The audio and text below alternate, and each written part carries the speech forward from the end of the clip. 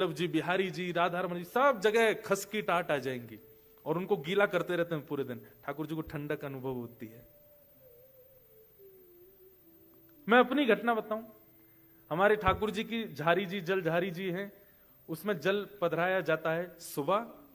और वैसे तो नियम से तो बहुत बार जल बदलना चाहिए, पर हम कथाओं में और ट्रेवलिंग में इतने रहते हैं तो हम सुबह जल पधराते हैं, फिर दोपहर में राजभोग के समय और रात्रि शयन के समय। तो रात्रि शयन के समय एक दिन में जल पधराना भूल गया, मतलब चेंज नहीं किया जल, और ठाकुर जी को विश्राम करा के सो गया। रात भर प्यास लगती रही, पानी पीऊं और फिर उठ करके पानी पीते हैं तो फिर थोड़ी देर बाद वॉशरूम जाऊं, फिर आऊं, फिर पानी पीऊं, फिर वॉशरूम जाऊं, पूरी रात नहीं सो पाया। सुबह उठ के जब स्नान ध्यान करके सेवा में गए, तब अचानक याद आया कि ठाकुर जी की जल झारी तो बदली नहीं थी।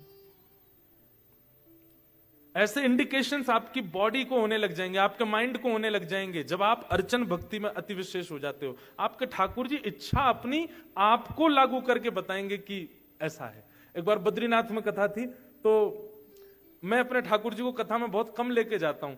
तो वहां जो आयोजक थे वो बोले, महाराज जी आज कथा में ठाकुर जी को लाओ।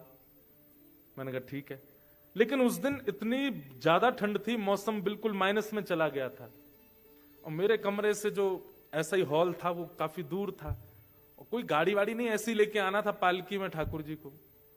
तो जब मैं कथा में जा रहा था, मैं सोच तो रहा था ठंड तो बहुत पड़ रही है, ठाकुर जी को कहीं सर्दी नहीं लगे। तो मैंने जाते जाते स्टेज पर बैठते एक पंडित जी को बोला, ठाकुर जी को ना गर्म शॉल उड़ा देना। और मन में ऐसा आया कि इतना तो ठाकुर जी सही लेंगे मेरे लिए ठंड ज्यादा है। आप विश्वास नहीं मानेंगे, ठाकुर जी जैसे ही मंच पर आए और उस दिन की कथा विश्राम होते ही गला चौक, मेरा ही गला बैठ गया, और इतनी ठंड, जाड़ा, रात भर बुखार, खूब दवाई औषधि ले ली लेकिन बुखार उतरा नहीं। ये मैं अपना अनुभव बता रहा हूं। रात में दवाइयां ली, सुबह उठ के दवाई लेने लगा, स्थिति बहुत वैसी हो गई कि अब कैसे कथा करूंगा आज की। पता नहीं क्या मन में आया, मैंने कहा सुनो, एक शुद्ध काढ़ा बना करके ठाकुर जी का भोग लगाओ। और जैसे ही ठाकुर जी का भोग लगाया, सब रो ज्वर उतर गयो, गलो ठीक है लगो, बिल्कुल स्वस्थ हो गए। ये चतुर्थ भक्ति पर तो मैं अपने ही उदाहरण बहुत दे सकता हूं आपको। पाद सेवनम,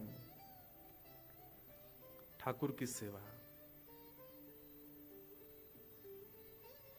ये कोई पाषाण नहीं है, वे चैतन्य है साक्षात। उनकी उसी भाव से सेवा किया कीजिए।